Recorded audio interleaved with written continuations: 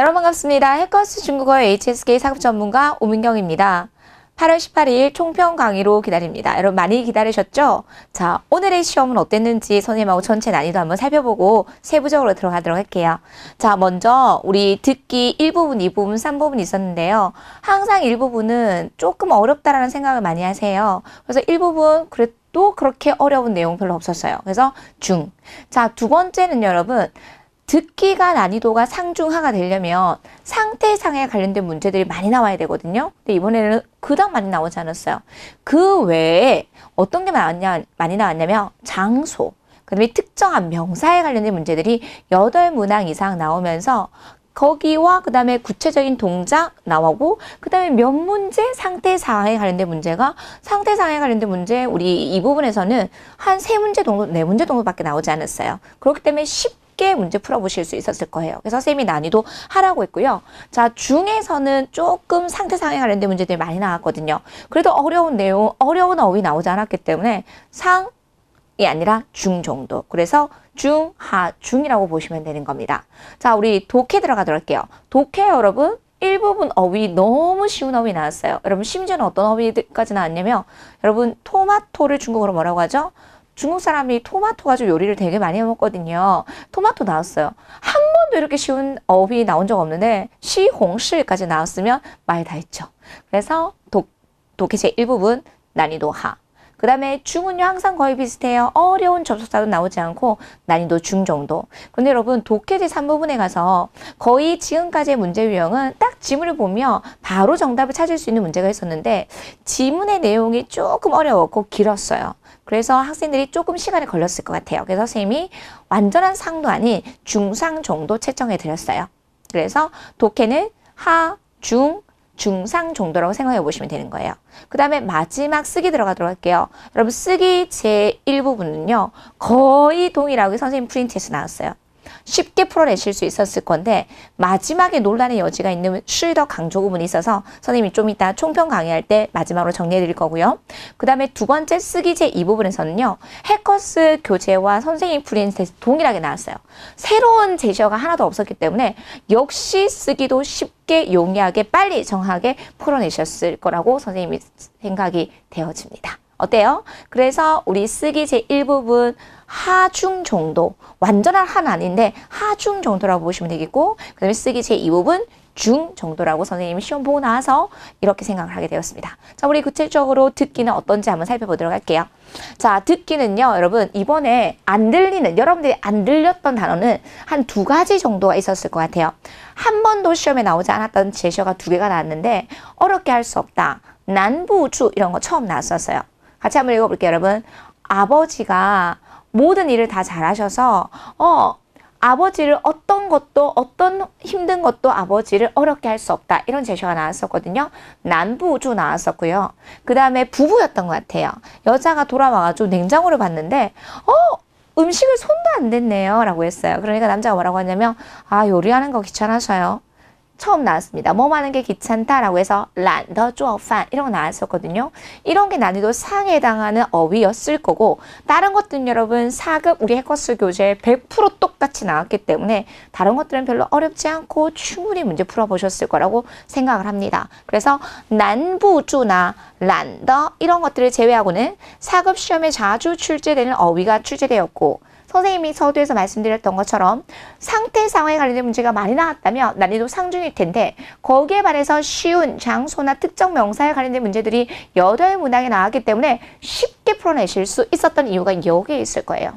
그리고 또한 우리 구체적인 동작도 좀 나왔고 다른 달에 비해서 그래서 거기에 비해서 상태 상황에 관련된 문제가 비교적 적게 출제가 되었기 때문에 쉽게 문제를 풀어내실 수 있었을 것입니다.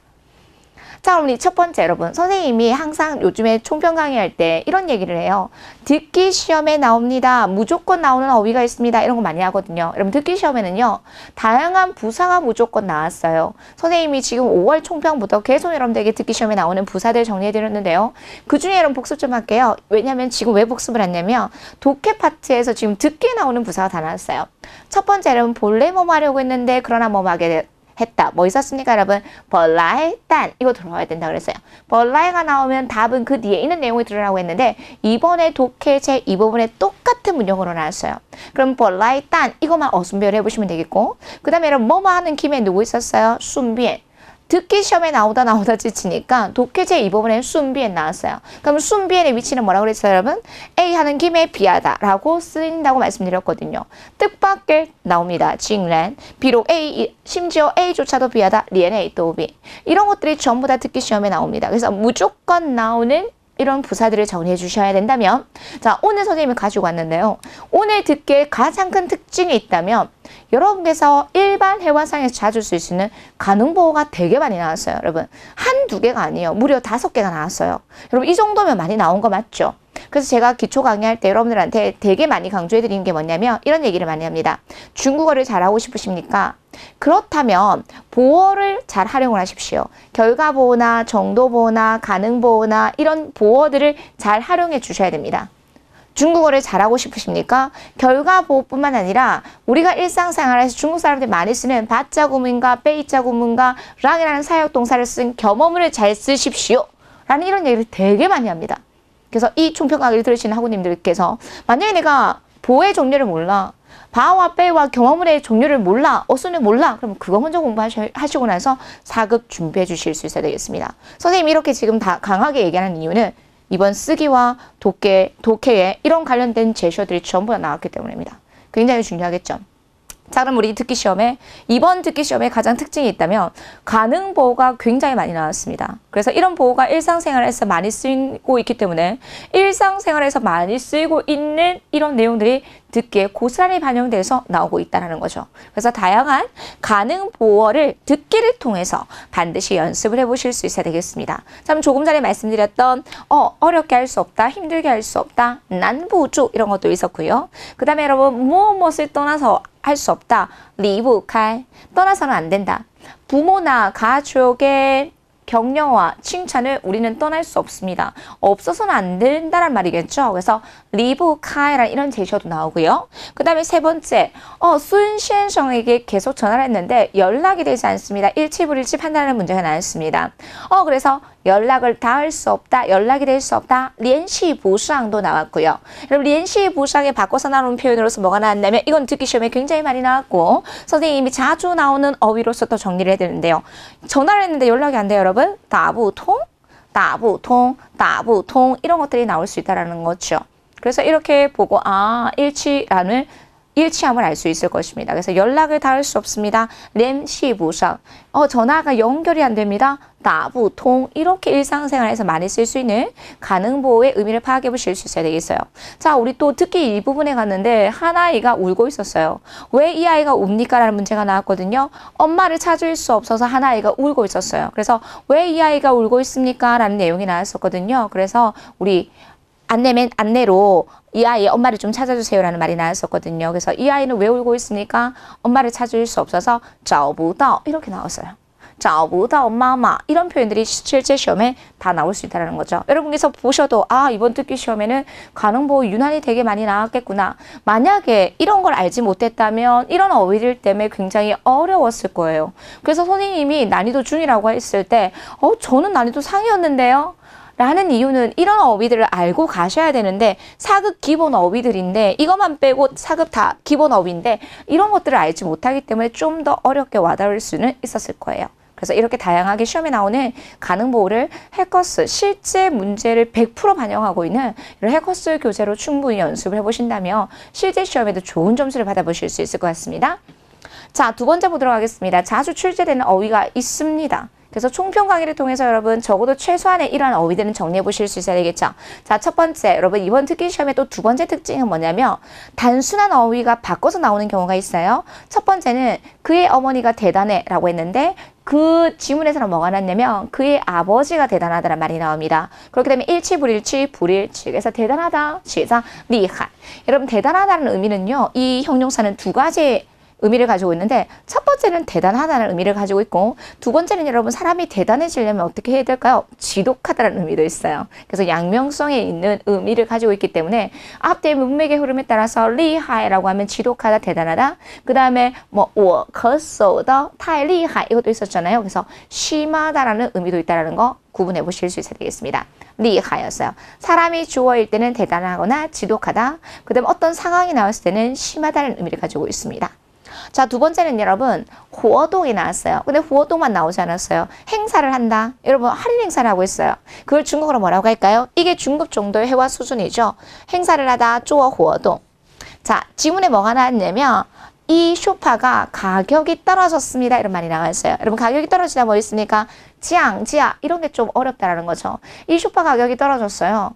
내렸어요. 인하되었어요. 라는 말이겠죠. 자, 그런데 일치불일치에 판단할 수 있는 게 내가 이 쇼파를 계속 사고 싶었는데 너무 비싸서 살 수가 없었어요. 근데 지금 무엇을 하냐면 쪼호어동, 쪼호어동 행사를 하고 있거든요.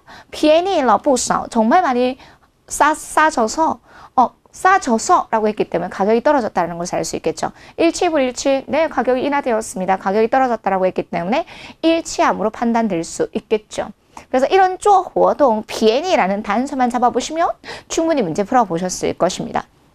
자, 그 다음에 아까 선생님 뭐 알려드렸어요? 리브칼, 뭔가를 떠나서는 안 된다. 그렇죠. 그래서 지지와 격려를 떠날 수는 없습니다. 없어서는 안 된다라는 표현이겠죠. 지지하다 뭐 있어요, 여러분? 시작, 支持, 그 다음에鼓励. 여러분 이 두 개의 어휘는 이번 8월 18일 쓰기 제1부분에서도 출제된 바 있다는 거 꼭 참고해 보셨으면 좋겠습니다. 이런 게 진정한 사급어휘입니다.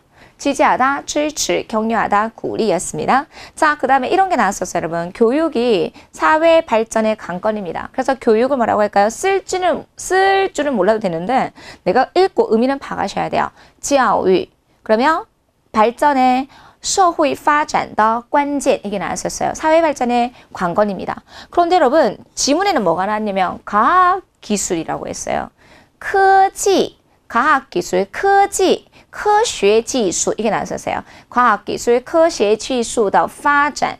이 과학기술의 발전이 사회 발전의 관건이다. 이런 제시가 나왔거든요. 그래서 우리는 불일치함을 알 수 있겠죠. 이런 관련된 어휘들을 알고 하실 수 있어야 되겠습니다. 그렇죠. 자, 그 다음에 여러분 우리 기사 아저씨한테 연락을 해서 좀 인사를 해서 공항에 가셔가지고 손님 좀 데리고 와줄 수 있도록 해주세요라고 했어요. 그럼 여러분 직접 인사하다라는 따자오후도 쓸 수 있겠지만 그 사람이 좀 알려달라는 의미로도 쓸 수 있다는 거죠. 그래서 이번에 뭐 나왔냐면 우리 듣기 제2부분에 인사하다, 아는 체하다, 따자오후, 따자오후. 따자오후 이런 제시어도 나왔다는 거 알고 가실 수 있어야 되겠습니다. 따자오후였어요. 자, 그럼 여러분 이 어휘 별표 선생님 듣기에서 이거 굉장히 많이 강조해 드렸는데요. 자, 이거는 단문 긴 거에서 나왔어요. 제가 매년마다 이 한 해가 끝나고 나면年底 마지막 해에 마지막 달에 1년의 총괄 정리를 했다고 합니다. 그래서 하지 못한 거, 잘한 부분은 어떤 부분이고 내가 하지 못한 부분은 피드백을 해서 다음에 할 수 있도록. 그래서 이런 걸 해를 거듭할수록 종지에 총괄하고 정리하는 습관을 만들어 놨더니 어떤 일을 할 때 훨씬 더 계획적으로 하게 되었어요. 라는 말이 나왔었어요. 그러면 지금 이 사람은 매년마다 무엇을 합니까? 라고 했을 때 做年底总结 이게 딱 나왔어요. 정답으로. 그래서 이런 어휘들 모르시면 문제 못 풀겠죠. 그래서 총괄하다 정리하다 꼭 해보십시오. 종지에. 그럼 총괄하다 또 어떤 동사 들어가야 될까요? 做 종지에 이런 어휘들을 정리해 보실 수 있어야 되겠고요. 자, 그 다음에 두 번째는 단문에서 뭐가 나왔냐면 저의 오빠는 믿을 수 있는 자격이 있는 기사입니다. 그래서 그는 12개 이상의 도시, 성을 찾아다니면서 환경오염 문제에 대해서 어떤 한 편의 기사를 썼는데 그 기사가 사람들에게 아주 많은 관심을 받았습니다라는 게 시험에 나왔었어요. 그래서 이 사람의 직업은 무엇입니까? 지저. 무엇에 관한 문장을 썼습니까? 환경오염. 이런 게 실제 시험에 고스란히 나왔거든요. 여러분 진짜 정말 시험 보는 것 같죠? 그래서 이렇게 지저에 관련된 제시어들도 정리를 해보실 수 있어야 되겠습니다. 매 총평 강의를 통해서 시험에 자주 나오는 이런 어휘들 다시 한번 정리하시고 이거보다 더 중요한 것은 해커스 기본 교재를 통해서 다시 한번 어떤 문제 유형이 나오는지를 다시 한번 연습을 해보실 수 있어야 되겠습니다. 자, 마지막 세 번째, 생소한 어휘가 출제됩니다. 여러분, 지난달에는 여러분 꼭 그런 것만 아니야. 부지엔더가 나왔거든요. 이번에는 아까 선생님이 말씀드렸지만 뭐뭐 하기가 귀찮다. 사급 어휘에서는 조금 어려웠을 거예요. 그래서 뭐뭐 하기가 귀찮아요. 란더까지 나왔다는 거 여러분 참고해 보실 수 있으면 좋겠고, 여러분 란이 제일 많이 쓰이는 게 뭐냐면 늦잠을 자다라고 했을 때 수일란지ao, 게으른 잠을 자다라고 해서 늦잠을 자다, 수일란지ao 이렇게도 많이 쓰니까 참고해 보셨으면 좋겠습니다. 늦잠을 자다, 수일란지ao도 응용될 수 있겠습니다. 여기까지 듣기 마무리해 드리도록 할게요. 자, 그럼 듣기를 잘 보고 싶으십니까? 듣기를 통해서 길을 뚫고 싶으십니까? 듣기를 통해서 정말 내가 다른 영역도 잘 하고 싶으십니까? 그러면 다른 방법이 없어요, 여러분. 해커스 교재.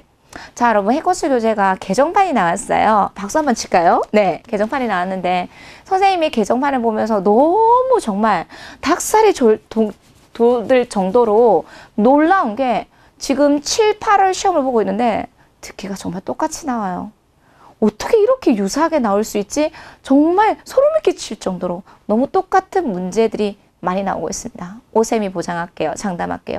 그렇기 때문에 다른 거 여러분 많이 보지 마시고 거기에 있는 내용들만, 기본서에 있는 내용들만 듣기만 계속 스크랩 내용 보시면서 뭐 잡는 연습, 수로 잡는, 주목도 필요 없어.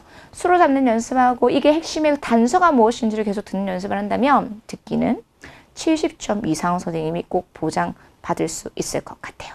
그래서 해커스 교재 안에 있는 듣기는 모든 내용들을 한 번 더 듣고 한 번 더 또 듣고 계속 듣는 연습들 하실 수 있어야 돼요. 듣기에 있는 내용들이 어디에도 할 수 있다, 여러분.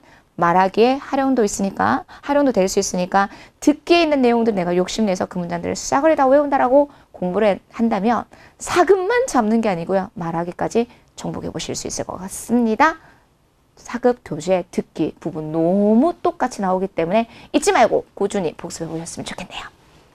자, 넘어갈게요. 독해 영역 보도록 하겠습니다. 이번 달에 독해 선생님이 앞 서두에서 말씀드렸지만 아까 독해제 일부분은 평이한 수준의 문제가 대다수 출제됐다고 말씀드렸고, 그럼 지난달에는요 동사가 거의 나왔었어요. 근데 이번에는 명사 네문항, 그리고 동사, 그 다음에 두문항, 그 다음에 명사, 그리고 또 추가해야 될 게 뭐가 나왔냐면 우리 부사나 그 다음에 양사나 접속사까지 다양하게 출제가 되었습니다. 자, 그럼 우리 첫 번째 동사, 명사, 부사, 양사, 접속사 등이 다양한 품사가 출제가 되었는데 여러분 이거 우리 독해제 1부분에 나온 제시어입니다. 여기에서 모르는 제시어 있으면 안 돼요. 선생님 난이도 하라고 했거든요. 그럼 우리 첫 번째부터 읽어볼게요. 대충 하다 누구 있어요, 여러분? 추신 들어갑니다. 두 번째는요, 읽으세요. 징옌, 경험, 명사고요. 선생님 품사는 적어드릴게요. 추신, 형용사, 징옌은 명사. 그렇죠. 존중은 뭡니까, 여러분? 동사로서 존중하다. 비에는 어디 뒤에 들어가서? 동사 뒤에 들어가서 수사 들어가고 그 뒤에 뭐 들어갈 수 있을까요? 처음부터 끝까지 모든 과정을 한번 훑을 때 양사로 쓰였겠죠. 한 번, 이변 이렇게 들어갈 수 있겠죠. 그래서 양사. 아까 선생님 뭐라고 말씀드렸어요? 제일 쉬운 명사, 우리 토마토 명사 시홍실도 나왔다고 그랬습니다. 그래서 이 정도의 어휘는 준비하시면서 다음 달에 시험 준비하시는 학우님께서 이 정도의 어휘는 반드시 숙지해 보실 수 있어야 되겠고, 그 다음에 여러분 이거 어디에서 많이 나왔어요? 독해제 이 부분에서 많이 나왔죠. 앞에 있는 과정이 일어나지 않는다면, 그렇지 않으면 이런 거 나올 수 있습니다. 그래서 접속사인데 빈칸의 위치가 종속절 문장 제일 앞에 딱 들어갈 거예요. 그래서 이런 식으로 빈칸의 위치도 문제를 풀 때 아주 중요한 단서가 될 수 있을 것입니다. 그렇지 않으면否则였습니다. 자, 여러분 부분인데요. 분명히 이건 어떻게 써야 되냐면 대부분 이렇게 따가 있어야 돼요. 그래서 이번 시험에도 따부분 이게 시험에 나왔었어요. 대부분. 이것도 해커스 교재에서 동일하게 나왔습니다. 대부분, 대다수, 따부분. 따부분 이렇게 명사의 문제가 나왔고요. 그 다음에 or 뭡니까, 여러분? 부사로서 때때로. 그 다음에 수리하다 이름조 동사 나왔습니다. 시우 나왔고요. 그 다음에 명사로서 성질 뭐 있어요? 비치 이런 제시어들이 나왔거든요. 그래서 이런 제시어들 관련해서 꼭 반드시 숙지해 보실 수 있어야 되겠어요. 골고루 나오고 있습니다. 자, 두 번째. 우리 독해제 이 부분에서는요. 반드시 시험에 나오는 접속사나 부사가 있습니다. 선생님이 그랬죠. 여러분 독해제 일부분에서 난이도 하면 수일한 A, 但是 B가 무조건 나온다 그랬어요. 그 다음에 원인과 결과 나타내는 또 뭐가 나와야 될까요? 因为 A, 所以 B가 들어갈 거예요. 因为 A, 所以 B. 所以 대신에 이번에는 뭐가 나왔냐면요. 얼도 나오고 있습니다. A 때문에 그래서 B 하다. 이렇게도 나올 수 있고요. 그 다음에 난이도 중에 해당하는 범위가 확대되는 난이도 중에 해당하는 범위가 확대되는 우리 점층 관계를 나타내는 부단 A, 而且 B. 부단 대신에 뭐 들어갈 수 있습니까, 여러분? 중에서 조금 난이도 올라가겠죠? 不仅 A, 而且 B. A뿐만 아니라 게다가 B 하다, 점층 관계 범위가 확대되는 이러한 제시도 나오고 있습니다. 不仅 A, 而且 B까지 나왔고요. 이거는 여러분 접속사예요. 그래서 접속사에 해당하는 호응 구조는 여러분께서 반드시 외워주셔야 되겠고, 아까 선생님이 뭐라 그랬어요? 듣기 부분에만 나오는 것이 아니라 요즘에는 어디도 나오고 있다? 우리 독해체 이 부분에도 나오고 있다는 겁니다. 그래서 本来 A, 但 본래는 뭐뭐 하려고 했지만 그러나 이것도 나왔고요. 그 다음에 뭐뭐 하는 김에 순비행까지 독해체 이 부분에 호응하는 접속사와 호응하는 부사까지도 같이 암기해 보실 수 있어야 되겠습니다. 자, 우리 마지막 독해제 3부분은 여러분 주제별로 다양한 문제를 풀어주셔야 되는데요. 주제별로 다양한 문제가 어떤 것들이 많이 나오냐면 현재 이슈가 되어 가고 있는 문제들이 나오고 있습니다. 그리고 이슈가 되거나 지금 현재 사회 전반적인 문제가 되어가고 있는 문제들이 많이 출제되고 있다는 거죠. 선생님이 기억하기로는 이런 거예요. 남편이랑 산책을 하다가 길거리에 버려져 있는 한 마리의 고양이를 발견합니다. 그래서 동물병원 갔다가 집에 데리고 와서 지금 6개월이 되었는데요. 이제는 굉장히 활발한 한 마리의 큰 고양이가, 귀여운 고양이가 되었습니다. 이런 이야기가 나오거든요. 여러분, 우리 정말 동물 버리는 사람들이 되게 많잖아요. 아마 중국도 마찬가지일 거예요. 그래서 우리 현재 문제가 되고 있는 그런 것들을 반영한, 그것뿐만 아니라 요즘에 비밀번호를 동일한 것들을 많이 쓰는 분들이 되게 많으세요. 그래서 동일한 비밀번호를 썼을 때 안전 문제가 있다. 이런 것들도 실제 시험에 나왔어요. 선생님이 하는 말이 아니에요. 고스란히 시험 문제에 나오니까 여러분, 그래서 다양한 주제의 문제를 많이 풀어보면 볼수록 독해제 3부분에 단기간에 점수를 올릴 수 있는 부분입니다. 그래서 해커스 교재에 있는 문제들 열심히 풀어보시고요. 선생님이 또 여러분들에게 드리는 기출문제까지 다양하게 풀어보신다면 독해제 3부분은 별로 걱정이 될 수 있는 부분은 아닐 것입니다. 독해제 3부분이었어요.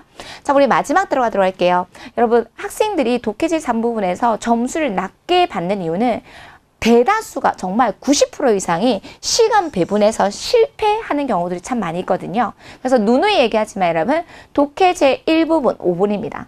독해제 2부분 7분에서 8분입니다. 나머지 남은 시간들을 어디에 할애해 주실 수 있어야 될까요, 여러분? 독해제 3부분에 할애하셔서 40분 안에 충분히 문제를 풀 수 있도록 훈련하고 또 연습하고 해주셔야지만 현장에 가셨을 때, 시험 현장에 가셨을 때 철저한 시간 배분을 하셔서 이런 문제를 풀어내실 수 있었을 것이고요. 두 번째는 여러분, 선생님이 4급 공부 어떻게 하라고 그랬어요? 듣기, 독해 순으로 공부하시면 안 돼요. 쓰기를 통해서 중국어의 문장 구조를 먼저 익히고, 쓰기를 통해서 훈련한 것들 독해 파트에 와서 뭐 잡는 연습을 하셔야 될까요? 수어 잡는 키워드 연습을 하셔야지만이, 독해에서 수어 잡는 연습이 되셔야지만이, 눈으로 보는 게 되어야지만이 듣기에 가서 귀로 들을 수 있습니다. 그래서 4급 공부는 반드시 쓰기, 독해, 듣기 순으로 해 주실 수 있어야 되겠습니다. 반드시입니다. 그래서 항상 독해 파트에서 정독이 아니라 속독으로 뭐 잡는 연습 하셔야 될까요? 수로 잡는 연습들 반드시 해주셔야 되겠습니다. 자, 우리 쓰기 보도록 할게요. 여러분, 이번에는 선생님이 지금 5년 이상 시험을 보고 있어요. 그런데 2016년부터 지금까지, 선생님이 2016년이라고 했어요, 여러분. 2016년부터 지금 지난달까지 쓰기 제1부분은 여러분 8문항이 6대 문장 성분에 관련된 문제였어요. 2문항이 특수문형에 관련된 문제였어요. 그래서 특수문형의 문항수가 많이 줄어들었어요. 그럼에도 불구하고 어려운 문제들이 나오기 때문에 우리 특수문형의 정확한 어순을 알고 가셔야 되는데, 여러분, 이번 달 이례적인 일이 있었어요. 특수문형이 5문항이나 나왔어요. 선생님이 2016년 이래로 이렇게 특수문형에 관련된 문제가 많이 출제된 걸 이번 달에 처음 봅니다. 앞으로도 그러면 뭐의 비중이 동일하게 높아질까요? 특수문형의 비중이 높아질 수 있어요. 그렇기 때문에 여러분께서 6대 문장 성분에 관련된 문제와 그 다음에 특수 문형에 관련된 문제를 골고루 다양하게 풀어내실 수 있어야 되겠어요. 여러분 선생님이 현강에서 학생들한테 뭐라고 하냐면 쓰기 파트에서 어느 부분을 선생님 한 번 더 복습하면 좋을까요? 라는 질문을 되게 많이 받거든요. 그렇다면 합격비책 쓰기제 1부분 합격비책 1번부터 13번까지 선생님하고 같이 현강에서 공부하고 나서 그 다음 달 시험 들어가기 전에 합격비책 1번부터 13번까지는 한 번 더 돌려보라고 해요. 2번 이상 돌려보면 더 좋고요. 그 개념을 잡아주셔야지만 어휘도 공부가 되고 내용도 머릿속에 들어와서 실제 시험에 적용하실 수 있습니다. 다시요. 여러분 쓰기책 1부분 어느 부분을 집중해라? 학교비책 1번부터 13번까지 모든 내용들을 다 파악하십시오. 그렇게 된다면 우리 6대 문장 성분 어떤 문제가 나와도 활용할 수 있을 것이고요. 그 다음에 특수 문형에 관련해서 다양한 문제가 나와도 충분히 문제 풀어보실 수 있을 것입니다. 그래서 이번에 특수 문형에는 어떤 문제가 나왔는지 선생님이 지금 다 가지고 왔거든요. 한번 같이 풀어보도록 할게요. 자, 그 다음에 두 번째 쓰기제 1부분에 선생님 아까 뭐라고 그랬어요? 선생님 프린트에서 다 나왔다 그랬어요. 어떤 문제 나왔는지 선생님 좀 이따 또 같이 살펴보도록 하겠습니다. 자, 여러분 쓰기제 1부분에서는요. 첫 번째 무조건 나오는 문제 유형이 있어요. 그게 뭐냐면 첫 번째로는 긴 목적어를 취하는 동사가 있어요. 긴 목적어를 취할 수 있는 동사도 있고 시험에서 자주 나오는 무조건 나오는 동사가 있어요. 핫한 동사가 있어요. 그게 몇 가지가 있는데 우리 오늘 2개가 나왔었어요. 첫 번째 뭐냐면 여러분 어디에 어울리다 라는 동사가 있어요. 어떤 동사 있었어요? 선생님 너무 강조해드렸는데 여러분 기억나세요? 适合 이번에 适合 나왔어요. 사실 선생님하고 스터디 때는 适合 너무 어려운 문제 풀었는데 너무 쉬운 문제 나왔어요. 그럼 한번 볼게요. 자, 适合가 나와도 适合 뒤에는 뭐가 나와야 된다? 어울리는 대상이 나올 수 있고 긴 목적어가 나올 수 있다라는 걸 생각하고 문제를 풀어내실 수 있어야 되겠습니다. 그럼 우리 4가지의 제시어가 있는데요. 한번 보도록 할게요. 자, 职业 뭐죠, 여러분? 명사로서 직업이에요. 이 정도의 어휘는 알고 하셔야 되겠죠? 자, 很适合 좋습니다. 어디다 넣으실래요, 여러분? 수로 자리에 바로 배치할 수 있어야 돼요. 그 다음에 他的性格 뭐죠, 여러분? 그의 성격. 这个 나왔으니까 명사. 그럼 제일 먼저 수로 잡을게요. 수로 누구 있어요? 很适合 자, 그러면 适合 뒤에는 선생님이 반드시 뭐가 나와야 된다 그랬습니까? 어울리는 대상이 나와야 된다고 말씀드렸어요. 그러면 중국어에서 주어는 구체적이고 명확한 대상이므로 그럼 주어 자리에 뭐 들어야 될까요, 여러분? 직업은. 근데 어떤 직업은 관용어 들어가서 이 직업은 어울립니다. 어울리는 대상이 뭡니까? 그의 성격. 이번에 목적어는 그냥 일반 명사가 나왔지만 긴 목적어도 나올 수 있다는 거 체크해 보실 수 있어야 되겠습니다. 그래서 그의 직업이 이 직업이 그의 성격에 굉장히 잘 맞습니다. 어울립니다. 这个职业很适合他的性格까지 넣어드리도록 하겠습니다. 무조건 나오는 동사가 있습니다. 그것 중에 하나 适合라는 동사의 특징들을 파악해 주셔야 되겠어요. 자, 선생님이 다음 문제는 뭐 나온다 그랬어요? 긴 목적어를 가질 수 있는 동사 나온다 그랬죠, 여러분? 긴 목적어라고 하면 여러분 생각나는 게 있어야 돼요. 뭐뭐라고 생각한다, 觉得,认为,感觉 이런 거 해커스 교재에 보면 동사, 분사에 다 나와 있어요. 긴 목적어를 가질 수 있는 동사. 그리고 그것만 있는 것이 아니라 축하해 이런 것도 긴 목적어를 가질 수 있는 동사. 감사해요, 간시해 이런 것도 긴 목적어를 가질 수 있는 동사 되게 다양하게 있는데 여러분 이번 시험엔 좀 비교적 쉬운 게 나왔었어요. 뭐냐면 저는 뭐뭐라고 믿어요. 저는 뭐뭐라고 믿어요. 여러분 믿다 어떤 동사 있습니까? 相信. 그럼 딱 나오면 이게 긴 목적으로 가질 수 있는 동사구나라는 것들 알고 하셔야 되겠죠. 그래서 뭐 나옵니까, 여러분? 我相信 이걸 어디다? 바로 고민하지 마시고 수로 자리에 딱 넣고 그 나머지 성분은 뭐다, 여러분? 목적어라는 것을 알고 하셔야 되겠습니다. 근데 여러분 목적어가 조금 복잡한 구조로 나왔어요. 한번 살펴보도록 할게요. 자, 능력이 있다. 뭐예요, 여러분? 술목이에요. 有能力 이 정도는 알고 하셔야 되겠고 그 다음에 여러분 세 번째 제시해 보세요. 完成这个任务 뭡니까? 역시 술목입니다. 와 느낌 와야 되죠, 여러분. 뭡니까? 목적어가 어떤 구조로 이루어졌다? 연동 구조로 이루어졌네. 목적어는 비단 명사, 대명사만 나오는 것이 아니라 이렇게 연동 구조도 나올 수 있네를 점검하셔야 되겠죠. 그러면 진정한 주어와 수로 자리에 무엇을 배치하고 我相信 넣으시고 참 연동 구조인데 뭐로 이루어진 연동 구조예요? 요자로 이루어진 연동 구조예요. 이 임무를 완성하다 하기 전에 여러분 능력이 있는 거잖아요. 그래서 연동구조인데 첫 번째 수로가 누구고 요能力 두 번째 수로가 누구다? 완成까지 들어가셔야 되겠죠. 그래서 해석하실 때는 우리 연동문에서 배웠어요. 뒤에서 앞으로 해석해서 오면 더 매끄럽게 해석을 할 수 있어요. 저는요, 당신이 이 일을 완성할 수 있는 능력이 있다라고 믿습니다. 긴 목적으로 가질 수 있는 시향신에 관련된 문제였습니다. 잊지 마십시오. 반드시 시험에 나오는 동사가 있는데 그 중에 适合 긴 목적으로 가질 수 있는 동사, 시향신 같은 이런 동사들의 정확한 특징을 파악하시고 다양한 문제를 풀어내실 수 있어야 되겠습니다. 자, 두 번째, 선생님 아까 뭐라고 그랬어요? 이번에는 이례적인 일이 있다고 그랬어요. 특수문용에 관련된 문제가 5문항. 무려 보통 2문항 정도밖에 안 나오는데 무려 5문항이 나왔다는 거죠. 선생님이 거기에서 몇 개를 좀 뽑아가지고 왔습니다. 자, 첫 번째, 선생님이 어떤 문제 뽑아가지고 왔을까요? 당연히 밭자금이겠죠. 밭자금 너무 중요하거든요. 그럼 한번 보도록 할게요. 자, 여러분, 지금까지는 농은 많이 나왔었어요. 예를 들어 잃어버렸다, 弄丢了, 고장났다, 弄坏了, 더러워졌다, 弄脏了. 어떤 것만 나왔냐면 형용사나 동사가 수로 뒤에서 결과보로 쓰이는 형태들이 많이 나왔는데 이번에는 어디까지 하다라는 따오가 나왔었어요. 그래서 어쨌든 개사구가 수로 뒤에서 결과보로 쓰인 형태이니까 따오 뒤에는 뭐가 나와야 될까요? 장소, 언제까지 이런 것들이 나와야 될 것 같습니다. 그럼 어떠한 장소, 명사가 나오는지 보셔야 되겠고요. 그 다음에 바가 나왔어요. 바 뒤에는 당연히 누구? 명사 나와야 되는데 자, 문제 조금 난이도 있는 거죠. 왜냐면 비에라는 부정부사 있어요. 그러면 부사어의 어수는 어떻게 이루어집니까? 부족의 임으로 밭자음은 앞에 뭐가 들어가야 되겠다? 부정부사를 넣어주시면 되겠고 시험에 여러분 선생님 뭐 많이 나온다고 했어요? 명사, 치약 나올 수 있습니다. 시작, 야가오 그렇죠. 그 다음에 옷에, 이프상 나왔어요. 그럼 들어가겠습니다. 제일 먼저 무엇 들어가야 될까요? 수러, 농다, 어디까지 하다. 자, 무엇을 여러분? 대상 목적어 강조해야 되니까 내가 치약을 야가오 하다 농다 어디에다가 여러분 옷에다가 이프서 즉 무슨 말이냐면 치약을 옷에다가 하지 마라 묻히지 마라 이런 의미를 가지고 있다는 거죠. 그렇기 때문에 비해가 개사구 앞에 들어가서 부사어로 쓰였겠죠. 치약을 옷에다가 하지 마 비해 야가오 농다 이프상 여러분 이런 형태는 지금 이번에 처음 나왔었어요. 그래서 총평 강의를 통해서 지금까지 나왔던 문제 플러스 새롭게 나오는 활용되는 이러한 예문들까지도 공부해 보실 수 있어야 되겠죠. 비에 바 이프 농다 이프상까지 포인트 잡아 오시면 되겠습니다. 첫 번째 밭자금 무조건 나옵니다.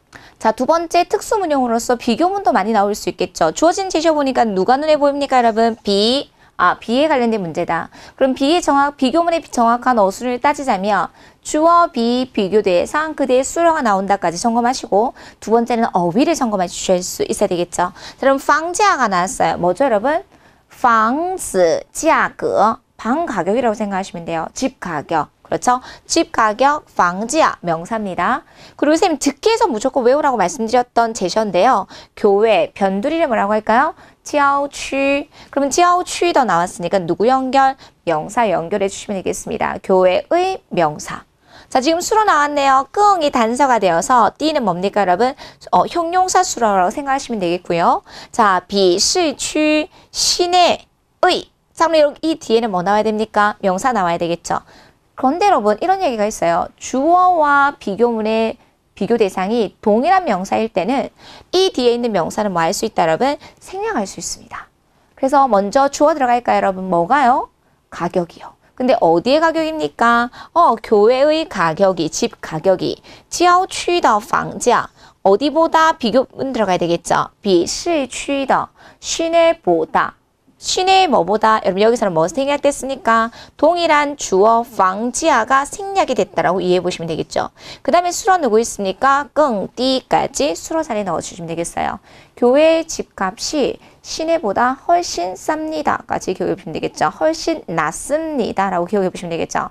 郊区的房价比市区的更低까지 정리해 드리도록 하겠습니다. 받자 구문도 나오고 이처럼 비교문도 나온다 정리해 보시면 되겠죠. 자, 세 번째 보도록 하겠습니다. 支持 뭐죠 여러분? 동사로서 지지하다. 그렇죠. 자, 越来越 뭐죠? 부사예요. 부사니까 그대는 반드시 뭐가 나와야 될까요? 형용사 아니면 심리 동사도 들어갈 수 있을 것입니다. 자, 老师다 나왔으니까 누구 연결? 명사 연결해 주시면 되겠고요. 여러분, 10 나왔어요. 난이도 상중. 10이 나오면 무조건 누구와 똑같은 랑이라는 사역동사. 그렇기 때문에 이 문제는 뭐에 관련된 문제입니까? 겸어문이라고 생각하시면 되겠죠. 그래서 그녀로 하여금 자, 自信 나왔습니다. 그럼 自信 나왔으면 이 自信이 문장사에서 어떻게 쓰였을까? 자, 여러분 볼게요. 랑이 나오면 무조건 수로 자리에 첫 번째 수로로 배치해야 된다고 말씀드렸습니다. 그러면 그녀로 하여금 여러분 두 번째 수로 자리에 들어갈 수 있는 게 지금 支持과 自信이 있어요. 그럼 20% 정도는 해석은 감해해 주셔야 되겠죠. 그녀로 하여금 지지하게 하다. 그녀로 하여금 자신 있게 하다. 여러분 어떤 게 더 적합한 두 번째 수로 자리에 들어갈 수 있는 제시어입니까? 그녀로 하여금 지지하게 하다라는 말은 굉장히 생소하죠. 그렇기 때문에 두 번째 수로 자리에 들어갈 수 있는 건 뭐라고 생각하시면 되겠습니까? 自信이라고 생각해 보시면 되겠죠. 이렇게. 자, 그러면 뭐가 지금 필요한데? 老师的 뒤에 명사가 필요하므로 支持 이 문제에서는 支持이 동사로 쓰이지 않고 무엇으로 사용됐다라고 판단이 되어질까요? 명사로 사용되었다고 판단이 되어주시면 되겠죠. 그러면 주어가 과연 뭡니까? 지지가 이렇게 들어가야 되겠죠. 주어 자리에 어떤 성분이 필요하므로 지지가 누구의 지지가? 선생님의 지지가 이렇게 들어가야 되겠죠. 老师的支持 누구로 하여금 첫 번째 동사 들어갑니다. 使他 두 번째 동사 누구 있습니까? 自信 하지만 점점점 자신감 있게 하다라고 했기 때문에 정도부사는 누구와의 관계가 긴밀하므로 두 번째 수로와의 관계가 긴밀하므로 두 번째 수로 앞에 들어간다. 이렇게 체크해 보시면 되겠죠. 그래서 첫 번째 수로 누구 있어요? 使. 두 번째 수로 自信까지 넣어주시면 되겠습니다. 열문항 중에 이게 난이도 상중에 해당하는 문제였을 것 같아요. 선생님의 지지가 그녀로 하여금 점점 자신 있게 합니다. 老师的支持使他越来越自信. 랑이 나왔으면 더 쉬웠을 텐데. 그리고 두 번째 수로에 과연 어떠한 어휘가 들어갈 수 있는지를 잘 판단해 보실 수 있어야 되겠죠. 우리 세 번째 특수문요. 이렇게 경험은 나옵니다. 자, 마지막 총 5문항이 나왔는데 여러분 조년문도 나왔었어요. 근데 조년문은 비교적 쉬운 예문이 나왔기 때문에 선생님이 생략해드렸고 거실에는 하나의 큰 거울이 있습니다라는 문장이 나왔었어요. 자, 우리 조년문도 나왔고 지금 마지막 이 문제는 조금 논란이 있는데요. 한번 보도록 할게요. 자, 종날 여러분 종이 계사예요. 계사니까 당연히 그 뒤에는 뭐가 나와야 될까요? 명사가 나와야 될 것 같아요. 장소가 나와야 됩니다. 어디로부터? 장소. 뭐 어떤 장소를 보니까 장소를 나타낼 수 있는 건 뭐밖에 없어요? 날밖에 없겠죠. 그렇기 때문에 이것은 평서문이 아니라 의문문이라는 것을 알 수 있고요. 자, 你到底 당신은 도대체가 나왔습니다. 자, 실이 나오면 실이 딱 나오면 이거는 뭐죠? 아, A와 B가 동격이라면 你到底是 A와 B가 동격이라면 이게 만약에 뭘까요? 여러분 동사일 거예요. 근데 A와 B가 동격이 될 수 없다면 이거는 뭐라고 했어요? 선생님이 是더 강조구문이라고 했어요. 자, 그런데 是과 더 사이에는 뭘 넣어주시면 되겠습니까? 동사 누구 있어요? 听来 듣고 오다 란 말이겠죠. 听来的 더가 있어요. 근데 그 뒤에 뭐가 있어요? 여러분 소식이 있다라는 게 이게 함정이라는 거죠. 자, 그러면 여러분 소식이 없다라고 볼게요. 그러면 이건 100% 뭐에 관련된 문제죠, 여러분? 是的 뭐죠? 강조구문이에요. 그래서 이렇게 是的 뒤에 이렇게 消息라는 명사가 나온 문제도 이처럼 나왔습니다. 엄격하게 얘기하자면 이건 뭐죠, 여러분? 消息가 없으면 더 정확한 문제겠죠. 그래서 듣고 온 것이다. 是听来的 들어갈 수 있겠죠. 그러면 강조 내용은 뭡니까? 장소를 강조하겠죠. 어디에서 듣고 온 거예요? 어디에서 듣고 온 거예요? 이런 거 들어갈 수 있겠죠. 그럼 들어가도록 할게요. 자, 是과 더 사이에 뭐 넣어주면 되겠습니까, 여러분? 동사. 是과 동사 사이에 뭐 넣어주시면 되겠습니까, 여러분? 강조 내용. 그래서 당신은 도대체 어디에서 듣고 온 거예요? 그럼 들어갈게요. 시작. 你到底是从哪听来的? 까지 마무리해 보실 수 있어야 되겠습니다. 날이 나왔기 때문에 뭐로 여러분? 의문문이기 때문에 물음표로 마무리해 보시면 되겠고요. 저는 그래서 消息가 없는 문장이 더 올바른 문장이라고 생각하는데 말하기에서는 이런 표현도 쓸 수 있기 때문에 당신은 도대체 어디에서 듣고 온 소식이에요? 라고 해서 이런 명사도 들어갈 수 있는 예외적이고 조금 어려웠을 것 같은 논란의 여지가 있는 문제들도 풀어내실 수 있어야 되겠습니다. 제일 좋은 건 여러분 샤오시 이 정도는 없다라고 생각하시면 더 정확한 문제가 될 수 있겠네요. 당신은 도대체 어디에서 듣고 온 거예요? 你到底是从哪儿听来的? 까지 마무리해 보시면 되겠습니다. 어디에서 듣고 온 소식이에요? 라고 있기 때문에 샤오시가 들어간 경우의 수라고 생각하시면 되겠습니다. 이처럼 조금 어려운 시더 강조 구문도 시험에 나올 수 있다는 거 참고해 보시면 되겠죠. 아마 우리 10문제 중에 마지막 문제인 이 문제가 제일 어려웠을 거라고 선생님이 판단이 되어서요. 你到底是从哪儿听来的? 샤오시까지 마무리해드리도록 하겠습니다. 무려 특수문형이 이처럼 바자구문이나 겸어문이나 비교문이나 조념문과 그리고 실덕 강조구문까지 실제 시험에 나왔으니까 우리 학교빛에 우리 1번부터 13번까지 해커스 교재를 통해서 이러한 6대 문장 성분과 그리고 이러한 특수문형의 정확한 어순을 공부를 하시고 또 이렇게 활용해 보실 수 있어야 되겠습니다. 자, 두 번째 들어갈게요. 마지막인데요. 우리 5문항이 나왔어요. 동사 2개, 명사 2개, 형용사 하나 나왔는데 전부 다 오셈의 부가자료에서 전부 다 나왔었어요. 이 그림은 해커스 교재에서도 나왔고요. 한 여자가 신발을 벗고 있었어요. 벗다 투어가 나왔습니다. 저는 학생들한테 여러분 지금 5년간 시험을 보면서 지금 이 그림이 어떻게 나왔냐면 아이가 자신의 옷을 벗고 있는 그림이 나왔고 투어가 나왔어요. 아빠가 아이의 옷을 벗겨주면서 투어가 나왔어요. 그러면 뭔가를 벗으면서 학생들한테 쌤을 강의할 때 신발을 벗는 거 나올 수 있고 양말을 벗는 거 나올 수 있습니다. 그랬을 때 무조건 벗었다라고 했을 때 어떤 형태가 들어가면 좋겠다? 벗어 내려놓는 거니까 투어시아 라이가 무조건 들어가야 된다고 말씀드립니다. 그래서 투어가 나오면 무조건 장문에 뭘 써야 된다 여러분? 투어시아 라이를 응용해 주십시오라고 얘기하거든요. 투어는 구체적인 동사이기 때문에 거의 밭자금을 씁니다. 그래서 그녀가 이 신발을 벗었습니다. 밭자금을 써야 된다는 거죠. 그래서 타바 저 수왕시에 투어시아 라이러 쉽게 장문하실 수 있었을 것 같아요. 그녀가 신발을 벗었습니다. 타바 저 수왕시에 토샤라일러. 여러분 단편적으로 이것만 보면 어려웠을 건데 저는 지금까지 기출문제를 여러분들이 다 이야기를 해드렸거든요. 그래서 여러분 이걸 베이스로 한다면 투어가 나오면 당연히 뭘 연상하고 토샤라일을 연상해서 밭자금을 써서 타바 저 수왕시에 토샤라이라는 문장을 쉽게 장문해 보실 수 있을 것입니다. 항상 여러분 쓰기제 이 부분에서는 이 제시어가 나왔습니까? 그럼 이 제시어를 활용해서 중국 사람들이 제일 많이 쓰는 어떤 문장들이 있는지를 공략해 주셔야 됩니다. 자, 우리 두 번째 보도록 할게요. 여러분, 피자가 한 조각이 있었어요. 그러면서 뭐가 나왔냐면 소금이 나왔습니다. 옌이 나왔어요. 옌. 자, 그럼 출제자의 의도는요. 옌이 나오면 무조건 뭐가 나와야 될까요? 짜다가 나와야 됩니다. 이런 관련된 어휘를 같이 가셔야 되겠고요. 옌이 나오면 짜다 시엔이 나와야 되는데 두 번째 옌이 나오면 소금을 넣다라는 술목의 형태로 또 가야 됩니다. 그래서 시엔 그 다음에 소금을 넣다 방옌 이 정도는 여러분께서 적용해 보실 수 있어야 되겠어요. 여러분 시험에 피자 처음 나왔거든요. 여러분 우리가 회화 교재에 보면 뭐 비싸빙이 있는데 그건 옛날 표현이에요. 중국 사람은 사실 비싸빙보다는 그냥 간단하게 피자 해도 알아들어요. 그래서 비싸 싸자가 좀 어려웠을 것 같은데요. 그러면 저거 차이 해도 상관없겠지만 선생님이 이미 시험에 비싸가 나왔기 때문에 비싸를 넣어드렸어요. 이 피자 这个比萨有点咸. 이 피자가 조금 짠데요. 这个比萨有点咸. 그래서 어떻게 해라 여러분? 소금 많이 넣지 마세요 라고 하시고요. 그러면 不要放太多盐. 너무 많은 소금을 넣지 마세요. 不要放太多盐. 不要放太多盐. 不要放太多盐까지 넣어드리도록 할게요. 자, 그러면 CF 어떤 학우님은 쌤! 선생님이 조금만 넣어라 알려주셨잖아요. 그럼 가능하죠. 少放点盐 써도 상관없어요. 이 피자가 조금 짜니까 这个比萨有点咸少放点盐 충분합니다.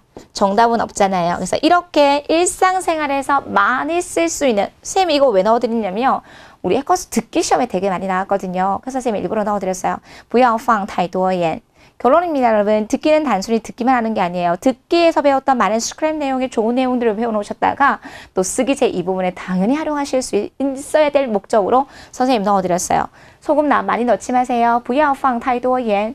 그 다음에 소금 조금만 넣어주세요. 写上少放点盐 까지 적용해 보실 수 있어야 되겠습니다. 소금 나왔습니다. 공부하는 방법. 소금이 나오면 짜다를 연상하시고 소금을 넣다를 같이 외우셔야 됩니다. 그래서 咸과 放盐을 요구하는 문제 유형입니다.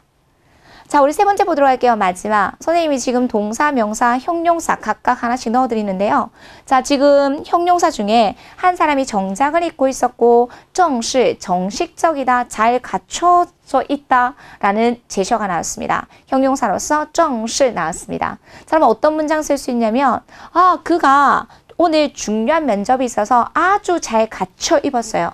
정식적으로 입었어요. 어떤 거 쓸 수 있을까, 여러분? 정도보를 쓸 수 있겠죠. 그럼 그가 오늘 중요한 회의가 있어요. 술목 잡을게요. 他今天有重要的 회의도 될 수 있고 여러분 면접도 될 수 있어요. 만약에 면접을 모르면 여기다가 뭐 넣어주시면 되겠습니까? 회의, 회의 넣어주셔도 되겠고요. 선생님 일부러 면접 듣기에 나왔던 것도 응용해 드렸습니다. 他今天有重要的面试 혹은 他今天有重要的会议 상관없습니다. 그래서 그가 어떻게 입었어요? 굉장히 옷을 정식적으로 잘 갖춰 입었습니다. 衣服穿得很正式. 선생님 만든 문장 아니고요. 헬커스 교재 고스란히 있는 문장들 선생님 다 가지고 왔어요. 그래서 저는 여러분께서 헬커스 교재의 기본 기를 잘 닦아주셨으면 좋겠습니다. 여러분 4급을 잘 공부하고 싶으십니까? 잊지 마십시오. 기본을 잘 다져주셔야 됩니다. 4급을 단기간에 빨리 공부하고 싶으십니까? 그렇다면 여러분 그냥 4급을 파는 것이 아니라 4급을 배우기 전에 기초에 해당하는 기초를 잘 다져주신다면 4급 공부도 하실 수 있어요. 그 4급 다지는 과정이 뭡니까 여러분? 쓰기입니다. 쓰기를 통해서 다지고 독해를 통해서 어휘량을 늘리고 또 독해에서 배웠던 어휘들을 듣기를 통해서 귀를 뚫려 주셔야 되는 훈련을 4급 교재를 통해서 해보셨으면 좋겠어요. 되겠죠? 자, 우리 마지막 당부드리고 싶은 거는 선생님이 말씀드렸어요. 총평 강의 끝나고 다음 달 시험 보시는 학우님들 쓰기 합격비 책 1번부터 13번까지는 무조건 한 번 더 보십시오. 그래야지만 6대 문장 성분과 특수 문형에 대해서 학습하실 수 있고 그리고 선생님이 여러분들에게 드리는 부가 자료 싸그리 다 외우십시오. 선생님이 전부 다 기출로 드리기 때문에 거기에서 동일하게 똑같이 나오기 때문입니다. 되시겠죠, 여러분? 해커스에서는 단기간에 이러한 이유 때문에 공부를 하실 수 있네요. 자, 여러분 오늘 독해에서 이런 말이 나왔습니다. 북방에 있는 사람들의 속담에 이런 얘기가 있습니다. 上车饺子 차를 타면 만두를 어떻게 한다는 거지? 동사가 없어요. 그 다음에 下车面 차에서 내리면 면 이게 무슨 말이지? 그래서 이 속담의 이 뜻은 뭐라고 우리 오늘 독해 3부분에 나왔냐면 사람들을 보낼 때는 만두를 빚어서 먹여서 보낸대요. 그러면 그 길이 순조롭게 잘 다녀오라고 안전하게 잘 다녀오라고 근데 안전하게 잘 다녀왔으면 환영한다라는 의미에서 뭘 먹인다? 면을 먹도록 한대요. 그래서 누군가가 갈 때는 중국 사람들이 뭘 대접할까요, 여러분? 만두를 대접할 것이고 누군가가 왔을 때는 환영의 의미로서 무엇을 대접할까요? 면을 대접한다. 이런 게 우리 독해 또 3부분에 나왔었거든요. 여러분 어때요?